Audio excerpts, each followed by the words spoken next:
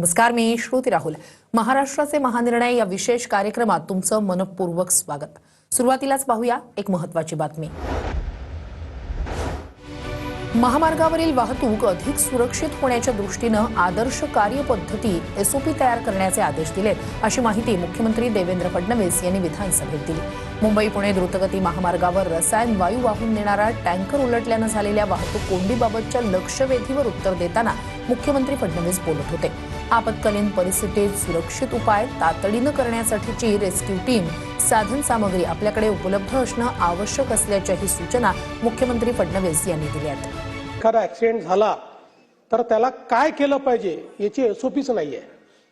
ती इतके वर्ष वाहतूक करणाऱ्या कंपन्यांजवळ नाहीये आणि आपण तर नवीन आहोत, त्यामुळे आपण करण्याचा विषय नाहीये आणि म्हणून आपण हे आदेश दिलेले आहेत।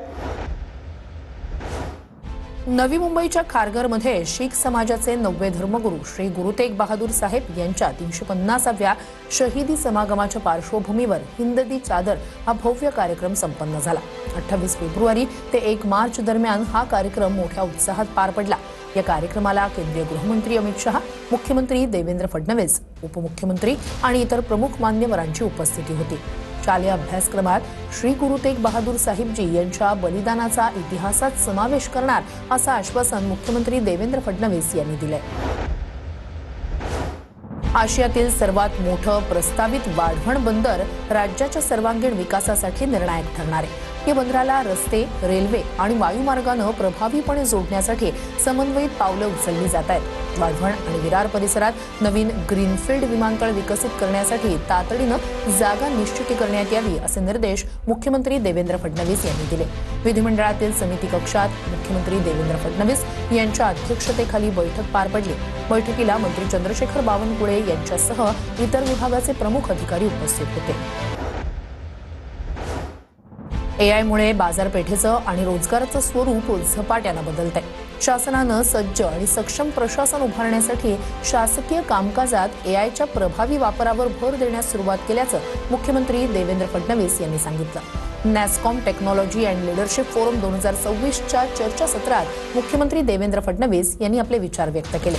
राज्यातील शैक्षणिक संस्था आणि उद्योग क्षेत्रातही समन्वय वाढवून एआय सक्षम मनुष्यबळ तयार करण्यावर शासन काम करत असल्याचं मुख्यमंत्री देवेंद्र फडणवीस म्हणाले। भारताच्या नारी शक्तीला सबळ करण्यासाठी आणि माता मुलींच्या आरोग्याच्या संरक्षणासाठी एचपीव्ही लसीकरण मोहिमेचा शुभारंभ हा अत्यंत महत्त्वाचा टप्पा आहे। पंतप्रधान नरेंद्र मोदी यांनी देशव्यापी लसीकरण मोहिमेचा शुभारंभ केला। या समारंभासाठी मुख्यमंत्री देवेंद्र फडणवीस मुंबईमधून दूरदृश्य प्रणालीद्वारे उपस्थित होते। उपमुख्यमंत्री सुनेत्रा पवार यांनी माळेगाव सहकारी साखर कारखान्याला भेट देत सविस्तर आढावा बैठक घेतली। यावेळी कारखान्याची कार्यप्रणाली, ऊस गाळप हंगामाची तयारी, आर्थिक स्थिती आणि भविष्यातील विकास आराखड्याबाबत सविस्तर चर्चा करण्यात आली। सर्वांनी एकजुटीनं, प्रामाणिकपणे आणि नियोजनबद्ध पद्धतीनं काम करणं आवश्यक असल्याचं उपमुख्यमंत्री सुनेत्रा पवार म्हणाल्या। यावेळी माळेगाव सहकारी साखर कारखान्याचे सर्व पदाधिकारी, संचालक मंडळ, सदस्य, अधिकारी आणि कर्मचारी उपस्थित होते। दुबईत अडकलेल्या मराठी माणसांच्या मदतीसाठी उपमुख्यमंत्री एकनाथ शिंदे यांनी पुढाकार घेतला। दुबईत असलेल्या राज्यातील नागरिकांशी उपमुख्यमंत्री शिंदे यांनी व्हिडिओ कॉलद्वारे संवाद साधला। दुबईत कामानिमित्त गेलेल्या पण युद्धजन्य परिस्थितीमुळे अडकलेल्या मराठी बांधवांसोबत संवाद साधत शिंदे यांनी दुबईतील परिस्थिती जाणून घेतली। दुबईत अडकलेल्या महाराष्ट्रातील नागरिकांसाठी उपमुख्यमंत्री एकनाथ शिंदे यांनी विमानाची व्यवस्था केली। कठीण परिस्थितीत तुमच्या पाठीशी ठामपणे उभे आहोत असं शिंदे यांनी नागरिकांना सांगितलं। विधान भवन प्रांगणात महाराष्ट्र टीव्ही जर्नलिस्ट असोसिएशनसाठी 2 सुसज्ज रुग्णवाहिकांचं लोकार्पण मुख्यमंत्री देवेंद्र फडणवीस आणि उपमुख्यमंत्री एकनाथ शिंदे यांच्या हस्ते पार पडलं। नैसर्गिक आपत्ती, अपघात किंवा इतर संवेदनशील भागांमध्ये वार्तांकन करताना कधीकधी तातडीच्या वैद्यकीय मदतीची आवश्यकता भासू शकते। अशा प्रसंगी त्वरित आरोग्य सेवा उपलब्ध व्हावी म्हणून माध्यम प्रतिनिधींसाठी समर्पित रुग्णवाहिका सेवा अत्यंत महत्त्वाची ठरणार आहे, अशी प्रतिक्रिया मुख्यमंत्री देवेंद्र फडणवीस यांनी दिली आहे।